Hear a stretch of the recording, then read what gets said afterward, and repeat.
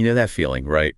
You're Yeah. trying really hard to save money, be responsible, but then there's that little voice going, go on, buy it. You totally deserve it. Oh, yeah, that internal tug of war. Right. Wanting one thing, feeling like you should do something else. It's pretty universal. Exactly.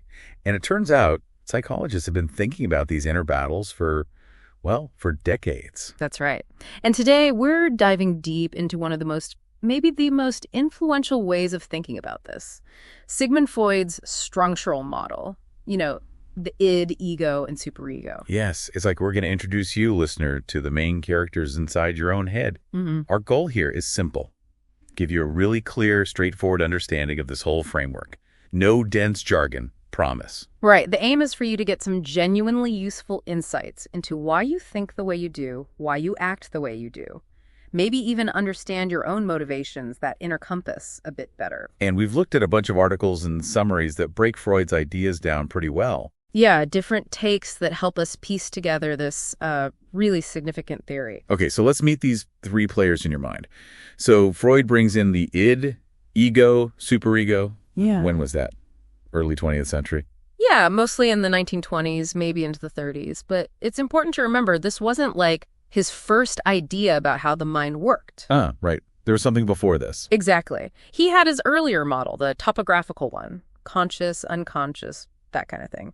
But he realized just mapping where thoughts were wasn't enough. Okay. He needed something more dynamic, something to explain the forces at play inside us, the conflicts, the pushes and pulls. That's where the structural model came in. So it's less about storage locations and more about functions, different jobs within the mind. Precisely. It gave him a much richer way to talk about how we develop, why we have these inner struggles.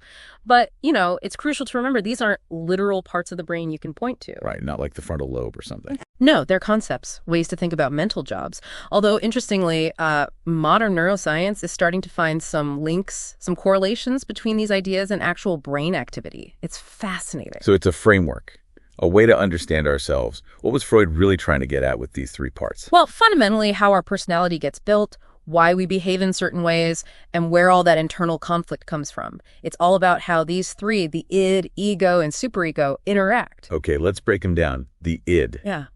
That sounds like the starting point, the raw stuff. It absolutely is. The most primal bit, think about it. The id is there right from birth, and it's completely unconscious. A newborn baby is pure id. Really. Crying when hungry, wanting comfort now. No Yeah. patience, no logic. Exactly. It runs on the pleasure principle. Right. That just means it wants instant gratification for all its needs, its urges, hunger, thirst, comfort, you name it. No delay allowed. So it's just pure impulse. Consequences don't matter. Not a bit. And its way of thinking, what Freud called primary process thinking, is totally illogical. It's fantasy-driven, kind of like our dreams sometimes. This is also where our basic psychic energy, the libido, comes from. Libido. And also our aggressive drives. Later, he talked about eros, the life instinct, survival, connection, and the thanatos, the death instinct, sort of destructive urges. Wow, life and death instincts, quite the foundation. Yeah. So the id is just this amoral, illogical force, completely out of touch with reality. That sums it up pretty well. It doesn't get right or wrong, doesn't care about practicalities, doesn't understand time. That crying baby doesn't care if it's 3 a.m. or if you're busy. It just wants its needs met now. Okay, got the id, pure demanding infant. So then comes the ego. I'm guessing this is the part that has to deal with the real world. Yes, exactly. The ego starts developing as toddlers interact more with their environment. They start learning. You can't always get what you want immediately. The ego operates on the reality principle. Reality principle. Makes sense. So the ego's job is to figure out how to satisfy the id, but in a way that actually works in the real world, socially acceptable ways. That's it. It learns to delay gratification, weigh consequences, find realistic ways to meet those urges. And the ego works on all levels, conscious, pre-conscious, unconscious. It's like the mind's CEO. The CEO. Okay, how so? Well, it does the planning, the judging, makes decisions, tries to make sense of things. It keeps our sense of self together. It's the part that thinks and reasons. So if the id is screaming, I want that entire chocolate cake. Yeah. The ego is the part that says, okay, hang on, maybe just one slice after dinner. Perfect example. And this is where it gets tricky because the ego is stuck between the id's demands and, as we'll see, the superego's rules. This creates anxiety. Oh, right. Stressful job. Definitely. And to cope with that stress, that anxiety, the ego uses defense mechanisms. These are mostly unconscious tricks, ways of distorting reality slightly to feel less anxious. Things like repression, pushing uncomfortable thoughts away, or denial or projection. So mental coping tools we don't even realize we're using. Pretty much. They help keep us balanced, though sometimes they can cause their own problems if we rely on them too much. Freud had this great analogy. Yeah. He said the ego is like a rider on a horse. The horse is the powerful, impulsive id, and the ego is the rider trying its best to steer and control it. That's a really helpful image. The ego trying to manage this raw power. And you mentioned a neuroscience link here too. Yeah, a lot of what we think of as ego functions planning, rational thought, decision-making seems to map onto activity in the prefrontal cortex, the front part of the brain. Fascinating how these old ideas sometimes echo in modern science. Okay, so Yeah. impulsive id, rational ego, that leaves the superego. The moral compass, right? That's the one.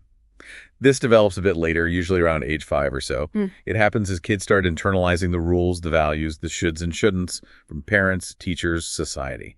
It works on the morality principle, judging right and wrong. So this is where guilt comes from, that feeling when you know you messed up. Exactly. The superego has two parts, basically. There's the conscience. That's the bit that makes you feel guilty or ashamed if you break the rules or even just think about it. Yeah, know that feeling well. And then there's the ego ideal. This is like an internalized picture of the person you want to be, the standards you strive for. Living up to that makes you feel proud, good about yourself. So it's the inner critic and the inner cheerleader. Kind of, yeah. It's absorbing all these messages about what's good and bad from family, culture, everything around us. But the thing is, the superego can be really harsh. I mean, It often sets incredibly high standards, sometimes totally unrealistic ones.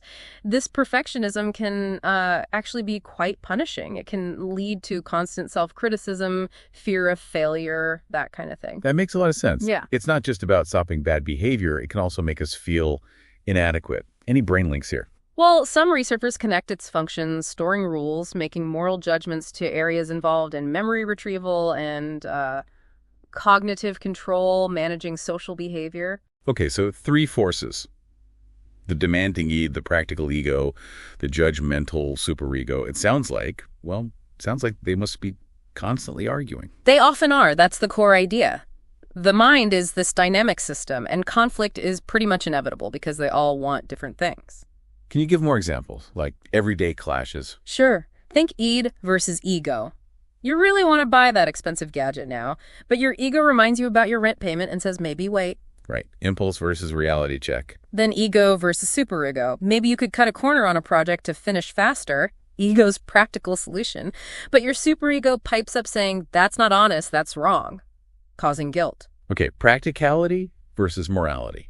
And even those deeper life-death instincts create tension the ego has to manage. Like, the urge for risky behavior might clash with the ego's self-preservation and the superego's disapproval. So the poor ego's always stuck in the middle, playing referee. That's its main job, yeah. Yeah. Trying to negotiate, find compromises, keep things on an even keel. But when the conflict gets too much, when the ego feels overwhelmed. That's when anxiety kicks in. Exactly. Anxiety, maybe neuroses, as Freud called them. And that's when those defense mechanisms really get deployed to try and manage the stress, protect the ego. It's clear this model was, revolutionary. Why do you think it's still so influential today?